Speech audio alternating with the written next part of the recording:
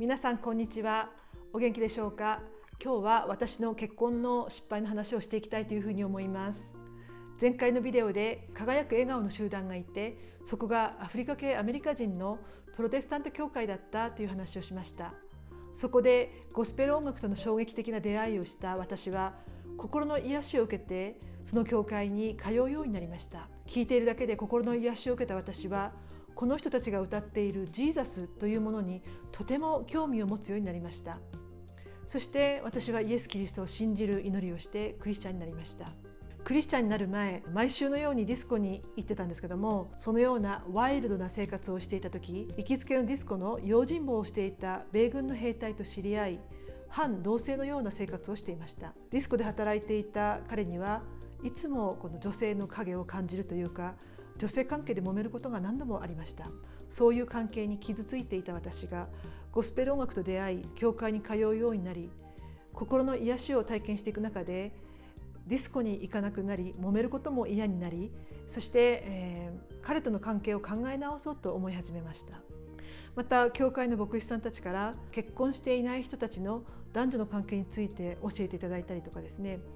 結婚していないのに結婚しているかのような生活することを罪だということを学びました。神様の前に正しくない関係だから深く傷つくのだと気づき、神様の前に正しい祝福された人生を歩みたいと思うようになりました。それで別れる決意をしなければいけないというふうに思いました。聖書を読むと、神様は結婚した男女の関係を祝福してくださいますが、結婚していないのにそのような関係を持つことは罪だと分かります。そこには祝福がないということ、そして、聖書では結婚が重んじられるようにというふうに、教えています。別れる決意をした私は彼に、これからは私はクリスチャンとして生きていきたいので、今までのようなお付き合いはできませんというふうに伝えました。すると予想外の展開となったのです。彼は、それならきちんとした形を取ろう、結婚しようって言ってきたんですね。でもこの結婚の話は牧師さんたちから反対されました。聖書の御言葉から、不信者と釣り合わぬくびきを一緒につけてはいけませんと言われたんです。くびきというのをご存知でしょうか。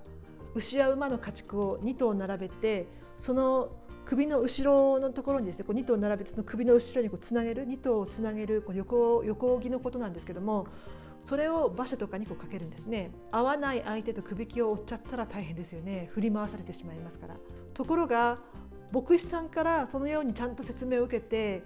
だから良くないんだよってことを私は聞いたにもかかわらず、私自身の弱さから彼の説得に負けてしまうんですね。私の考えに甘えがあってこう思ったんです。今まで裏切られたりうまくいかなかったり大変だったけど、結婚したらうまくいくんじゃないかというふうに思ったんですね。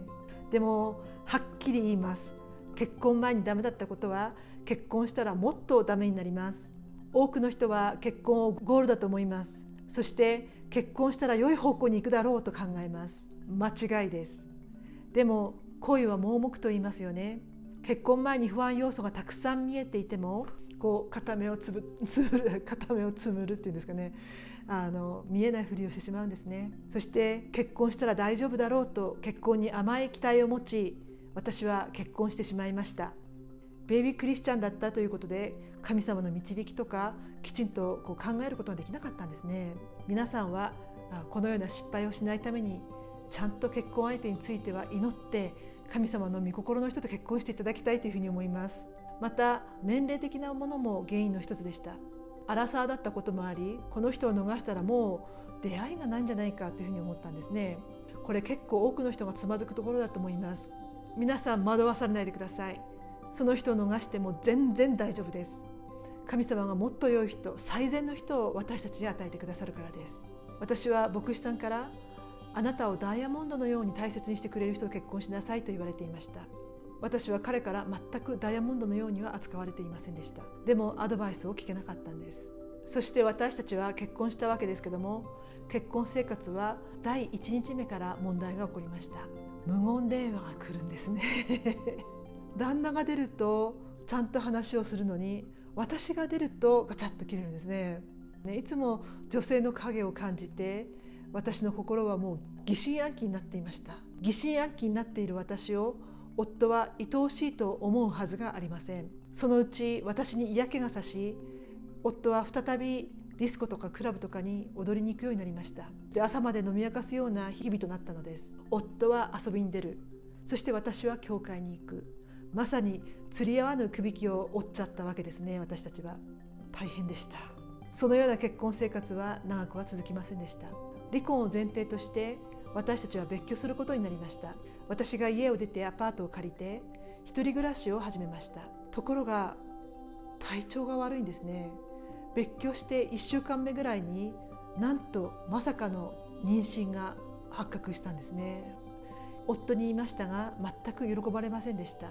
産んでほしくないというのがよく分かりました。このお腹の赤ちゃんが2人の関係修復のきっかけになればいいなと思いましたが、全然ダメでした。そして妊娠7ヶ月の時に夫に捨てられるような形で、離婚となりました。私の場合、日本の田舎町で夜遊びして朝帰りしていた酒屋の娘、私酒屋の娘なんですけども、朝帰りしていた酒屋の娘が黒人と結婚して妊娠中に捨てられてシングルマザーで色の違う子供を出産したということで、